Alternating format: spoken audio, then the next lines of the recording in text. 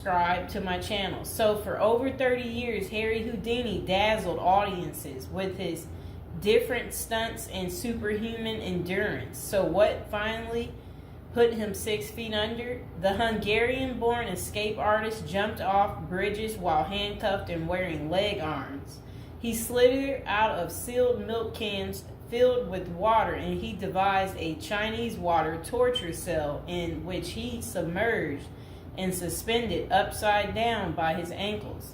None of those did he. I guess he was able to get out and survive. So Houdini's heart-pounding getaways usually involve a healthy dose of trickery, and but they were also genuine risks. In 1915, Houdini nearly suffocated during a stunt in which he was shackled and buried under 6 feet of dirt.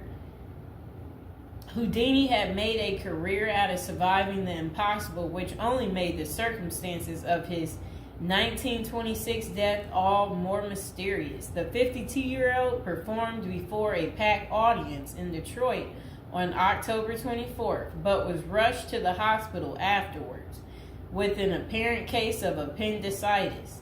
He died just a week later on Halloween, leaving his legions of admirers bewildered. Okay, so an obituary in the New York Times expressed shock at the passing of the man who so often had seemed to thousands to be cheating the very jaws of death. And I want to talk about something else. So I've been to Detroit, and I don't remember anybody talking about Houdini there. And I think they should have had some of his cool, iconic stuff there. But I did see they had Houdini stuff in Las Vegas when I was in Vegas. So, I don't know why they don't have it set up in Detroit. So Houdini's final performance. The strange series of events that led to Houdini's demise had kicked off several weeks earlier on October 11th, 1926, while being shackled into his Chinese water torture cell during a performance in Albany, New York. So it says he was struck on the leg by a piece of faulty equipment. He hobbled his way through the rest of the show, but was later found to have sustained a fractured left ankle. Against doctors' orders, Houdini continued his torture and traveled to Montreal, where he gave a lecture at McGill University. Just a few days later, on October 22nd, he invited some McGill students to visit him in his dressing room at the Princess Theater. The magician's sore ankle was still bothering him, so he plopped down on a couch while the group chatted. At some point, a student named J. Gordon Whitehead arrived and asked Houdini if it was true that he could resist hard punches to his abdomen, a claim that the magician had supposedly made in public. According to witness Sam Smits, when Houdini said the rumors were true, Whitehead abruptly delivered 4 to 5 terribly, forcibly deliberate, well-directed blows to his stomach. Houdini was still reclined on the couch and had no time to prepare for the punches, which appeared to leave him in considerable pain. And now would be a good time to like the video and to subscribe to my channel. Do you like this new series? This is the Death series, and there will be more series to come and more episodes from the Death series as well.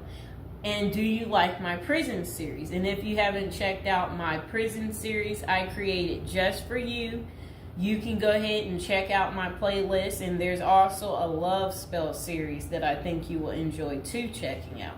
Okay, so Houdini brushed off the incident at the time, but that same evening he began to complain of discomfort and stomach cramps. His condition only worsened the next day when he boarded an overnight train to Detroit for a new run of performances. The magician developed severe abdominal pain, cold sweats, and fatigue, and his temperature rose to 104 degrees. A doctor suspected appendicitis and instructed Houdini to go to a hospital, but the performer insisted on taking the stage for his opening night show at Garrick Theater. Isn't that really funny? He still wanted to work even though he wasn't doing so well. Okay, he proceeded to struggle through his routine before collapsing immediately after the final curtain.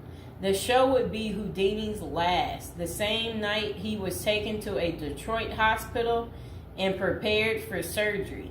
Doctors successfully removed his appendix, which was found to have ruptured several days earlier, but it had already poisoned his insides. Despite a grim prognosis, the magician clung to life until October 31st, when he died with his wife Bess and his two brothers by his side. The official cause of Houdini's death was listed as peritonitis caused by a ruptured appendix. At the time, the magician's doctors firmly believed that the illness was the result of so I guess some guy had given him something backstage during an encounter in Montreal. Okay, so such cases of traumatic appendicitis are extraordinarily rare. One study found only a couple dozen instances over a nearly 20-year period, but in 1926 the diagnosis was widely accepted. Houdini's life insurance company was even forced to pay his wife a double for accidental death. Okay, so doubts arise over the escape artist's death. Houdini was laid to rest in Queens, New York. And this is what his little, I never knew that was where he is. There he is right there. Okay, that was his tombstone. Okay, so look, maybe I can put that tombstone as the thumbtack, people. Okay, so Houdini was laid to rest in Queens on November 4th, 1926, but rumors about his unusual death have persisted ever since. Many of the theories tend to focus on the magician's contentious relationship with spiritualism, a pseudo-fed religion whose adherents once claimed it was possible to communicate with the dead through seances and mediums. Houdini, a born skeptic, had spent much of the 1920s on a mission to debunk the spiritualist claims and expose its top psychics as frauds. The crusades earned him several $1 million worth of lawsuits and more than a few enemies, but at the time of his demise, he showed no signs of letting up. Just a few months earlier, he had testified in front of Congress in support of a bill to outlaw fortune-telling in Washington, D.C. Could Houdini's meddling have gotten him killed? In the 2006 biography, The Secret Life of Houdini, authors William Kalash and Larry Sloman contend that the magician's death may have been a carefully planned assassination by members of the spiritualist community. If one were to suspect Houdini a victim of foul play, they write, then the section of organization crime that was composed of fraudulent spirit mediums must be considered likely suspect. Okay, so Kalash and Sloman argue that the spiritualists had a history of poisoning their enemies, and they note that no autopsy was ever performed to confirm Houdini's death. I wonder why.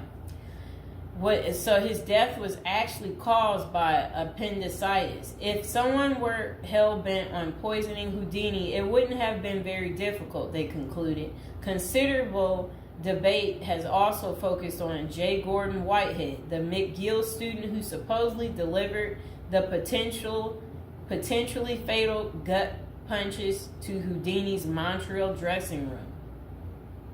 In the 2005 book, The Man Who Killed Houdini, author Don Bell floated a theory that Whitehead may have been in league with the spiritualists, some of who had previously threatened to harm Houdini or have him beaten up. Bell concluded that there was not enough evidence to connect Whitehead to any kind of criminal plot, but others have argued that he was an enemy agent who stalked Houdini during the magician's time in Montreal. Okay, so was Houdini murdered? The true cause of Houdini's demise may never be known for sure, but the majority of scholars tend to dismiss the murder theories as mere speculation. For them, the more pressing question is whether Houdini's ruptured appendix had any connection to the stomach blows he received a few days earlier. Don't forget to like the video, and if you're new to the channel, go ahead and hit that subscribe button. So while the evidence shows that such conditions is indeed possible, many consider it more likely that Whitehead's punches simply caused Houdini to ignore an already existing case of appendicitis. By the time the magician finally sought out treatment, the theory goes it was already too late. Interestingly, perhaps the most sought after source for information about Houdini's death is none other than Houdini himself in what amounted to his ultimate test of the spiritualist's claims. The magician promised his wife Bess that he would try to communicate with her from beyond the grave. Bess went to hold an annual Houdini seance for 10 years before finally abandoning the search in 1936. Fans and fellow magicians have since made the seance a Halloween tradition, but thus far, the great Houdini's ghost has refused to speak. I wonder why. So I hope you guys enjoyed hearing about what happened to Harry Houdini and how he passed away on Halloween.